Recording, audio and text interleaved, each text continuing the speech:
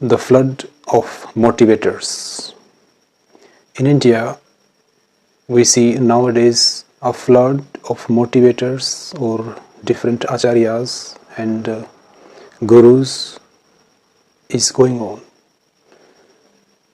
Their motivation is really important for the public, but the problem is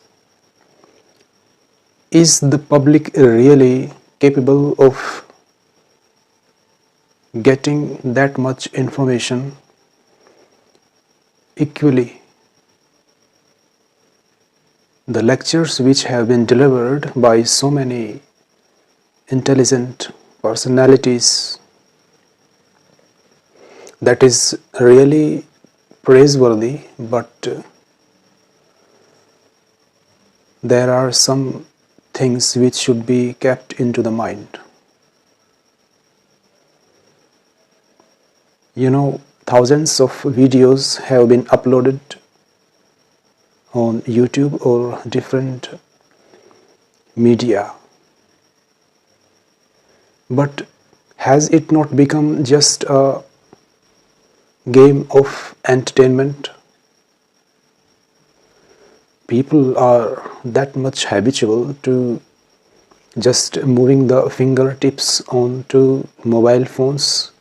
They don't have that much time to stop for a few minutes and watch it.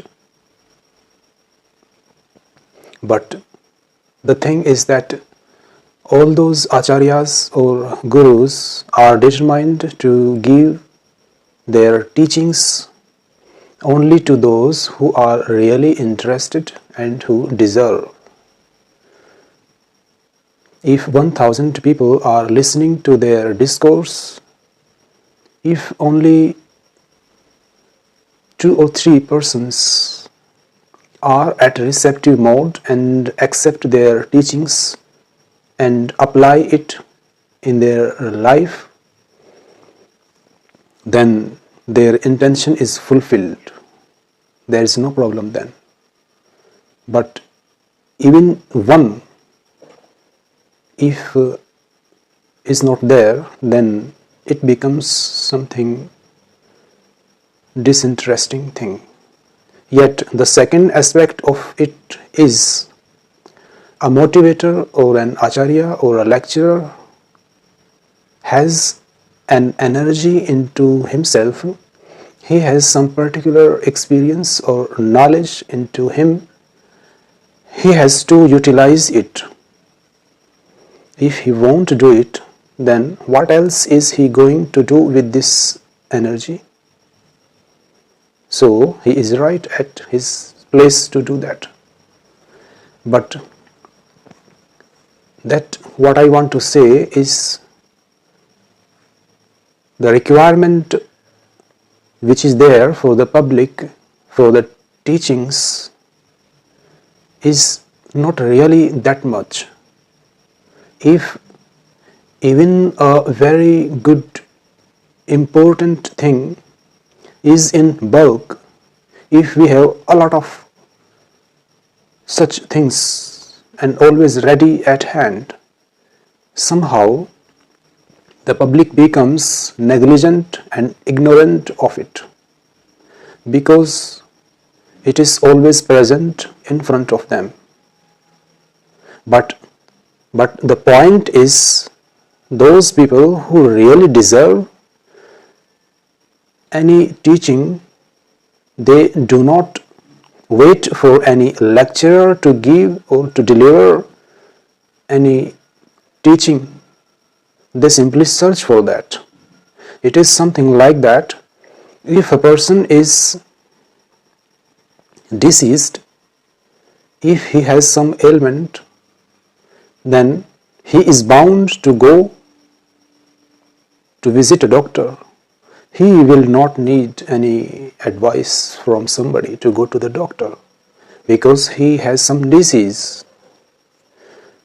But what to say about a person who is giving a healthy person some advice to go to visit a doctor?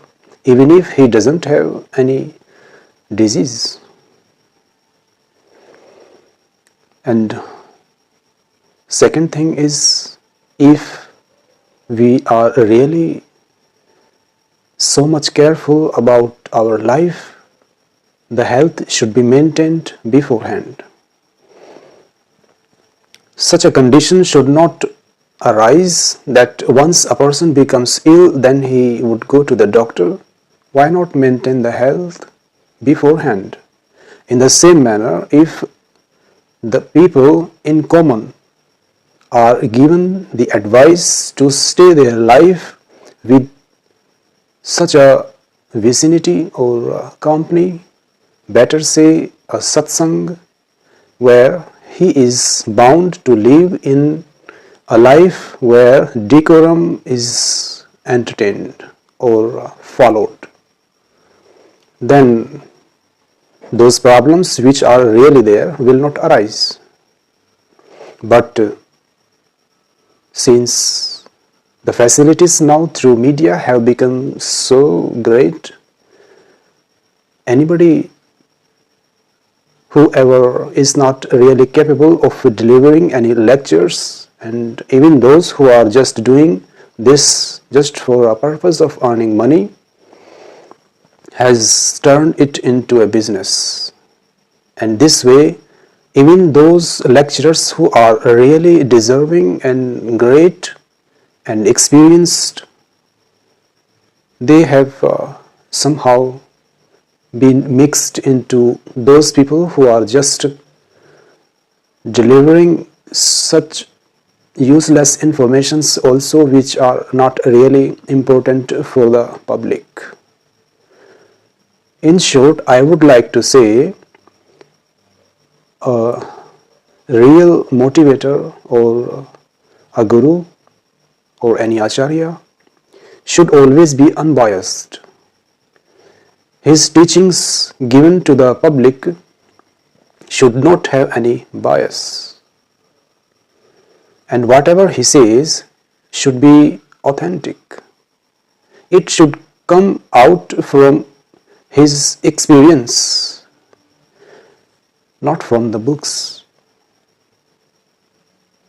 And he should always be honest to what he is delivering is really authentic and true to himself. Then either anybody accepts it or not is not the question, but he is just utilizing his energy which is coming up from into his existence. This is the greatest use. I am not against books or scriptures. I understand the importance of the scriptures, no doubt. But it is something like if we give the books of graduation to a person or a student who is just in 10th standard, becomes a problem. But the books which he really deserves should be given to him, or the teachings from those books can be good for that person who is really equal to that level. Same is the case in the public. People who look of the same age, yet they are having quite different levels of their consciousness into them. Same, the teachings are not going to benefit them. So, well, it is good to do that, but just one thing finally, the lecturers are great, all the motivators and the gurus in my vision, but I just want to say true nature with unbiased style and authentic and honest manners are required. If something we really know, then we should say, and if we don't know, there is nothing wrong in saying that I don't know. Even that is a proof of trueness, honesty.